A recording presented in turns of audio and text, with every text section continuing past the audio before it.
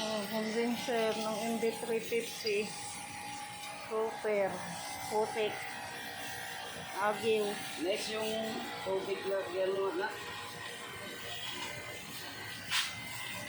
Sam hose. Hosam.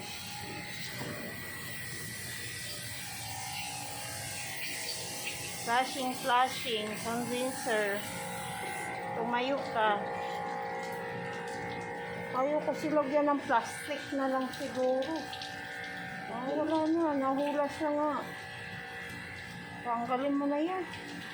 Ang lakas ba? Sumisirit yan?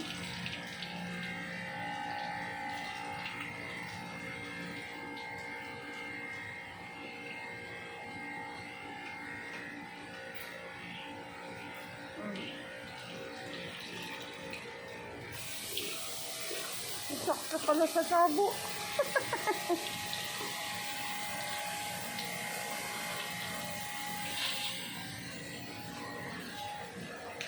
Para hindi na tayo makabili ng pangkarwas. Kawawa naman tayo. Hindi pa naman ah. Dami kasi nating utang eh. May isang bayaran.